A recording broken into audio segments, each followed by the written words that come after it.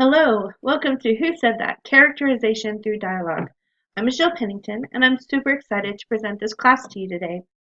As an author, one of my favorite things to write is dialogue because it brings my characters to life. But I know it can be really intimidating. The good news is there is no limit to how rough a rough draft can be. In real life, when we have conversations with people, we want to say the right thing the first time, and it's really hard to do. Later, we often go home and think, I wish I would have said this. Well, that's what we get to do in editing. We get to go back and we get to fix the thing that we said before that was not quite as witty or funny or intelligent or threatening as we wanted it to be. You need to begin any dialogue by understanding your characters. You can't write what they would say if you don't know them really well. A lot of people enjoy doing character dictionaries, inspiration boards, character interviews. There are a lot of different methods for getting to know your characters. Experiment, find out what works for you, but you really do need to know them as well as you possibly can before you start putting words in their mouth. Do yourself a favor and make all of your characters different. If they're carbon copies of each other, it's really hard to create different personalities and to be able to show the different angles of their perspective and experience in the story. Make a diverse cast and do the unexpected. You can have the dark and brooding biker dude, the bubbly and talkative elderly neighbor lady, the scholarly and precise college professor, the cocky and controlling elementary PE coach, hot-headed and rebellious high school football star, the nerdy and awkward gynecologist, the capable and easy clerk in a department store. So you might be looking at this and thinking that this is definitely a diverse cast, but what I want to do is to ask you to stretch yourself just a little bit further. One of the things that we can do is to kind of mix things up a little bit. So instead of having a dark and brooding biker dude, what if we had a dark and brooding elementary PE coach? What if we had a bubbly and talkative gynecologist? What if we had a scholarly and precise biker dude? Things can just get really funny as you start looking at this. See how these characters come alive if you change things up a little bit and make a cocky and controlling clerk in a department store or a hot-headed and rebellious elderly neighbor lady. And what if our high school football star was awkward and nerdy or a capable and easygoing college professor? All of a sudden, these characters that were expected and a little bit cliche take on a lot of life. And as you can see, it's already easy to start thinking of dialogue for these characters. So how does personality affect speech? In the book Writing Vivid Dialogue by Rain Hall, she says, think of each character's key personality traits. Define them in adjectives. For example, honest, sensitive, ambitious, greedy, pessimistic, resentful. Whenever the character speaks, their words reflect one of those traits, either in content or in style. Let the character's personality shine through in everything they say. And then she gives us this really excellent exercise for practicing how to write dialogue according to a character's personality traits. So, write 5 personality traits down for a character, and then write a line of dialogue. I would recommend making it a fairly simple line of dialogue, just so that you can have the ability to do this with many characters in a short amount of time. But then change that one line of dialogue to reflect the personality traits you chose for that character. Now consider how somebody who was sensitive might tell someone to shut the door versus somebody who was resentful. As you can see, these minor changes will change the way the character would phrase any given line of dialogue. It's a really great practice to really get deep into understanding how personality affects your characters. This is an example of dialogue that I love from The Emperor's Edge by Lindsay Buroker. I'm going to read it to you. What were you doing? She asked. Waiting for nightfall so I could retrieve you. Really? Like a rescue operation? Touched, she smiled at him. Is it possible that the stodgy, emotionless assassin has perhaps grown to care about me? You are needed to implement the final phase of the plan. Her smile deepened. Don't worry, you don't have to say it. What? You like me. Since it's your plan we're following, it is logical to make a priority of your safety until Forge is thwarted. Easy, said Carius. If you're not careful with all these affirmations of affection, I might assume you want to be friends. I love Lindsay Broker. If you have a chance to read her series, The Emperor's Edge, it is a masterclass in characterization through dialogue. In this series, you see the change in House Sicarius, who is definitely an emotionalist assassin, becomes something deeper and warmer as he grows as a character, but he always retains a certain stilted and logical um, type of dialogue. No, Diana, I am not killed, but I think I'm rendered unconscious. Anne Shirley from Anne of Green Gables by Ellen Montgomery. This one line really depicts her fanciful nature and her ability to exaggerate and to really um, over experience the moment. She is tolerable, but not handsome enough to tempt me. I am in no humor at present to give consequence to young ladies who are slighted by other men. In this, we definitely see Mr. Darcy's pride and prejudice coming out. It tells us so much about his character and where he is at the beginning of the story. This line is so the quintessential Mr. Darcy that we have difficulty um, associating him with any other kind of personality trait. That's how good Jane Austen was at writing his dialogue. How does language affect speech? These are some things that you need to consider when you're writing dialogue. What was the character's first language other than English? This is assuming that you're writing your book in English. What geographical area do they come from? Would they have an accent or a dialect? You need to be careful with these. You don't want to overdo them in any way. Just use them as light seasoning to give it a little bit of flavor. Do they use slang or colloquialisms? Do they have a speech impediment or disability that affects their speech? Excuse me. Here are some more examples from literature. Every morning until you dead in the ground, you gonna have to make this decision. You gonna have to ask yourself, am I gonna believe what them fools say about me today? I can hardly carry off that accent. I think it's better written than spoken aloud in my voice anyway. But this is from The Help by Catherine Stockett. But certainly I believe you. Well, save for Basil, you're the only person who does.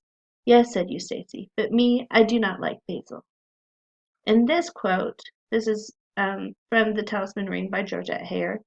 She is saying these words as a English as a second language speaker. She is originally from France. And so if you see the but me, I do not like Basil, you see how even though the writer did not use any kind of um, gimmicks to create the French accent, you can see it in her arrangement of words, how she puts a phrase together. You are a lad, but when you come to a man's inches, you will find you have an empty pocket. This is from The Black Arrow by Robert Louis Stevenson. This is a very old book, and it is written very much in, the language of that day. And it was more acceptable, I think, to readers of the time that would have read this, who were, contemporaries of Stevenson's time. It would have been more approachable to them. I like reading this book myself. It's one of my very personal favorites. But I just wanted to use it as an example to show that if I was to write the same story today, I would approach it a little differently and show only hints of this deep accent that this character had. Now, what's interesting about language is that in fantasy, science fiction, a lot of different um, authors will create their own slang for that book, their own languages, and that is something that you're able to use in those genres um, to great effect. It's really effective and um, it's a lot of fun. For those of us who write um, stories set in the real world, it's just as important to create the color of language by using slang and other interesting phrases of speech that exist in different geographical areas and cultures, and even within families. You can create a language culture for your characters even in the real world. This is an inspiration board that I have on my Pinterest board for when I was writing a book with Southern characters. It helped me a lot too. Even if I didn't use these exact phrases, it helped me to really get my mindset into that um, language culture. So, what other factors affect speech? The character's education, their religion and morality, their status. So, are they upper class? Are they lower class? That type of thing. Their secrets and motives. So, what are they going to try to keep from someone else? Or when they enter a conversation, what are they trying to make happen? Their intelligence, their past experiences, the setting, the occupation, their motives, and their relationship to others, especially to the relationship to others who are actually in that particular conversation. I have this picture of an operating room on this slide because of an experience that I had when I was having a C-section for my um, last baby. I was laying there on the operating room table, and the baby had been born and taken away to the nursery with the nurse and her dad. And at this point in the operation, they will put you to sleep so that you can rest while they put you back together again. And it's one of the more arduous parts of the surgery. Unfortunately, I did not go completely to sleep, though my eyes were closed. And it was funny how as soon as they thought I was asleep, their tone changed. Excuse me again, I have a cold. Starting. But they began to talk and joke in a much different way than the professional tone they'd been using before. In fact, my doctor turned to, or I didn't see him turn, but he talked to my gynecologist, to my anesthesiologist, and said, "Hey Frank, what do you say we just leave her here on the table and go play a round of golf?" And I said, "I would prefer you didn't." And the whole room kind of gasped. And my doctor said, "Frank, she's supposed to be asleep. You're not doing your job." And it was just really funny to me how the way they talked and interacted with each other changed depending on who they thought was listening in on them. It was a really good lesson for me for writing dialogue for my characters. Okay, so now we get to figure out how we're actually going to do this thing, how we're going to write this dialogue. First, as a practice technique, or if you are just trying to figure out a scene or a chapter, write some free-flowing dialogue for just one character at a time, possibly like an interview, or with a question to get them talking. Write all the dialogue in a scene with no tags or action beats to try and get an idea of the sound of it. Remember, when we're talking to people in real life, it's not punctuated by he said, she said, and action tags. And so sometimes if we're having a hard time figuring things out, just hearing it as if it was a real conversation can really be helpful. You can also color code the dialogue to make sure that all of the characters are there, that a character doesn't drop out of the conversation unnaturally.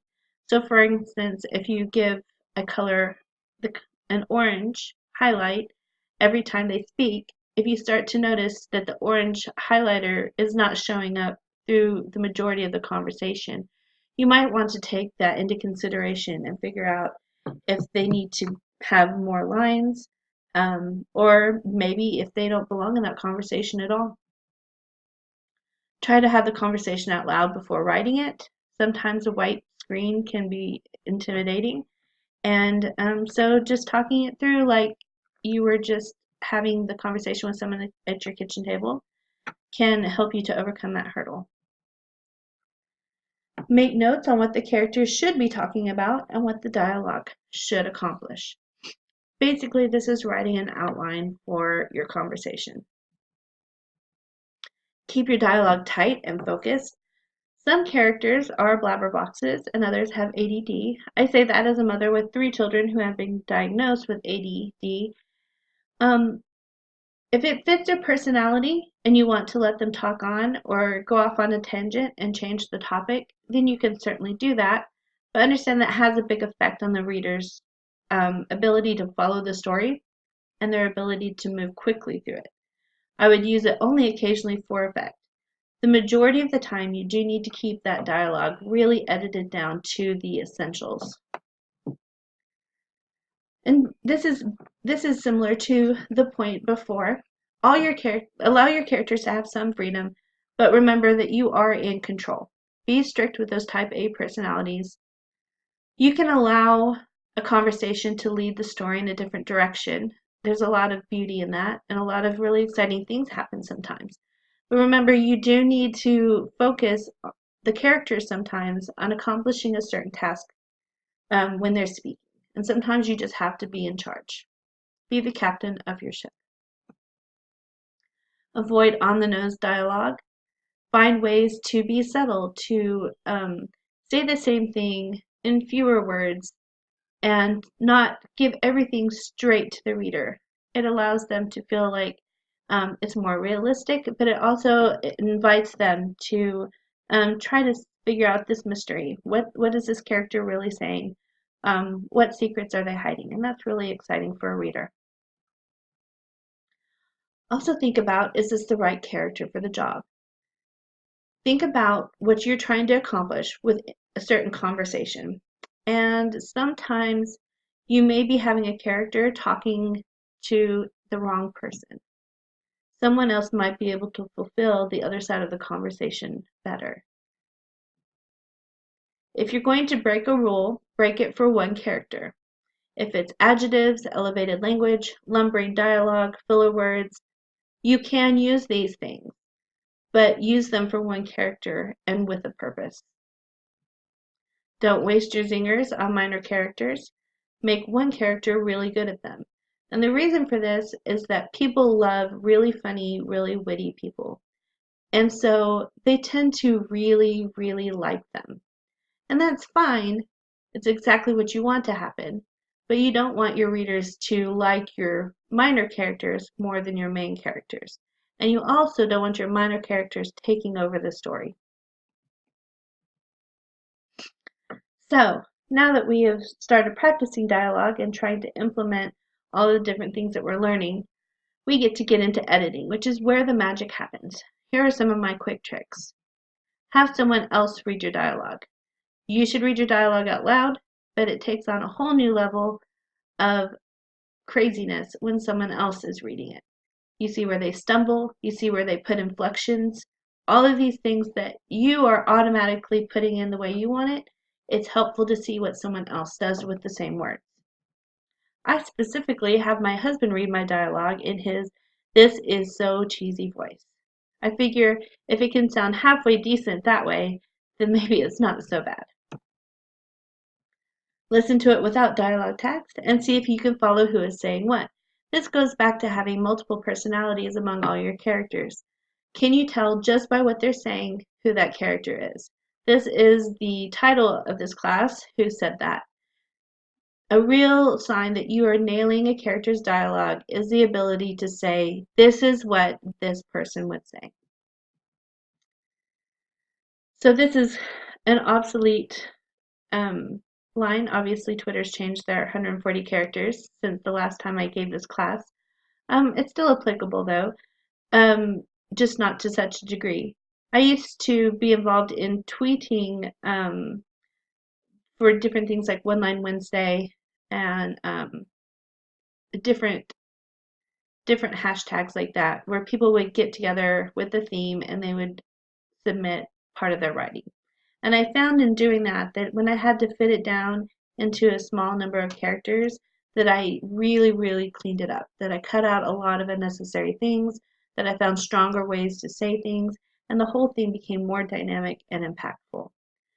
So even though Twitter is not going to work exactly the same way anymore, you can still use this exercise. Come back to it later, and if you can't figure out in the moment, then come back and think about it just like you would in real life. Sometimes our brains need a while to really mull over things and figure them out. If somebody says something awesome in real life, write it down. Remember, this isn't a conversation, this isn't real life, this is dialogue. As you've heard me talking to this class, sometimes I say sometimes I say the wrong thing, I stumble over my words, I can even ramble. And this is something that we don't want to happen in dialogue. We don't want it to be like real life. We want it to mimic real life, and we want it to do a better job. Like I talked about with some of my One Line Wednesday tweaks, these are a few examples that I'll share. And these are things that I edited down really tight until they became some writing or dialogue that I consider to be really effective. Yeah, well, love makes us all act like idiots sometimes. Oh, is that your excuse? Hey man, Jake said, his voice calm. I was just getting to know your girlfriend. So I saw, Nick said. Is she pretty? Very. You can't fall for a Mormon girl. She'll try to convert you. He smiled. Might be worth it.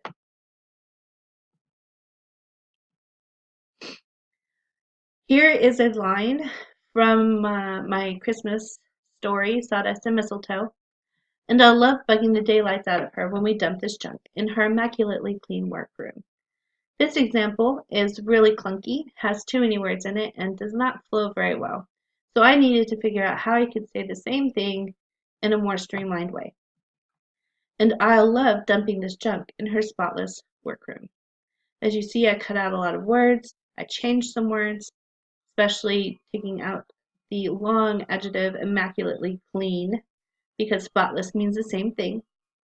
And I have a much more dynamic and impactful line of dialogue.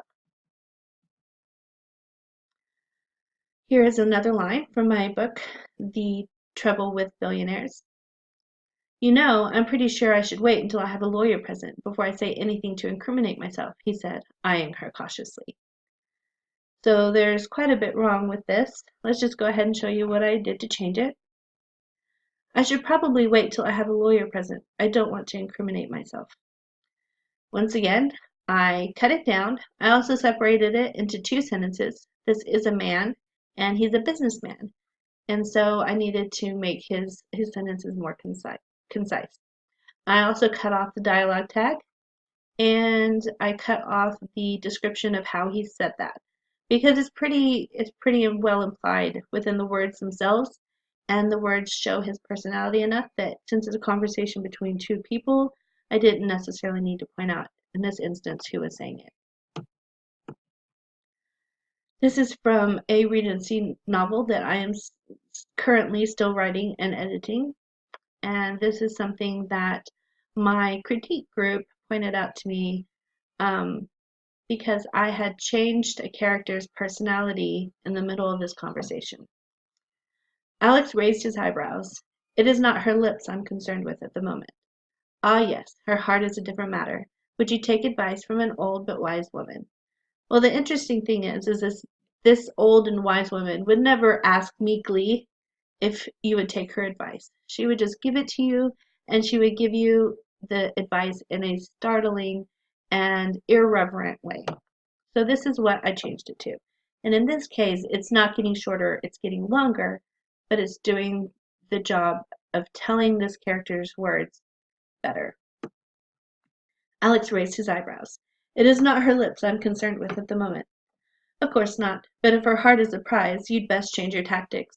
You are fighting the battle without your best weapons. Her eyes swept over him boldly. And, dear sir, I suspect your arsenal would be impressive. This is also from my Southern Billionaire book, The Trouble with Billionaires. So we have a Southern character here. Do I look terrible? Like you got dragged through a bush? This is sufficient, but I wanted to see if I could add more personality. Do I look terrible? Like a drunk on Sunday dragged backwards through a bush? So again, this is longer, it's wordier, but it's doing the specific job of showing her personality and her language culture. From the same book, I did a lot of time editing the dialogue from this book. Well, regardless, you can tell people that the rumors aren't true. We aren't going to date anymore. Why not? So this conversation is happening between a woman who is from the South, and it's also a point of the conversation that is full of conflict and tension. Well, regardless, you can tell people the rumors aren't true. We aren't going to date anymore. Why not, honey? There ain't a thing wrong with that man his money won't make up for. So by changing this woman's dialogue into something that shows humor and shows so much of her personality, we are able to really break up some of the tension of the moment, which I felt needed to happen there. And it also makes the southern character who's being really noisy more likable. I didn't want the audience to not like that she was being so nosy. And so I made her I made her sympathetic by making her funny. In my experience, it's a lack of money that complicates things. My life would be about perfect if there's more lettuce in the salad bowl, if you know what I mean. I do. I'd love more money, but I won't trade it for happiness. Nope, never again. So this example is actually because I want to show you how characters can keep their secrets or keep their thoughts to themselves and still share it with the readers. Um, this conversation is happening in a beauty salon, and the character with the second line of dialogue does not necessarily want to tell this person all of her personal business, and so I changed it to this. In my experience, it's a lack of money that complicates things. My life would be about perfect if there was more lettuce in the salad bowl, if you know what I mean. I do. Charlotte would love to have more money, but she wouldn't trade her happiness for it. Nope, never again. Are you wanting layers? Who doesn't want layers? By the simple fact that she was avoiding answering this conversation with her full, with the conversation she was having going on inside her head, we're able to show the reader what she's thinking, what she's feeling, but she is not revealing her personal feelings and thoughts to this other character. I appreciate the time that you spent with this class today. I hope some of it has been helpful for you. If you would like to continue to learn more, you can visit the YouTube page for the Writing Girls, Writing Gals. I am part of this group, and we are four sweet romance authors staying up late talking about writing. We hope you'll subscribe to our channel and join us there. Here are some of my books if you'd like to check them out and be able to read more of the dialogue from these examples that I have been presenting to you today. And for those of you who enjoy Regency, some of these examples were from my Regency novel, and you can get an example of some of my other writing in this genre at regencyhouseparty.com. 5 authors, 5 romances, 1 unforgettable party. Again, thank you for joining my class, and I hope that you have had a wonderful time with this incredible conference. Thanks so much.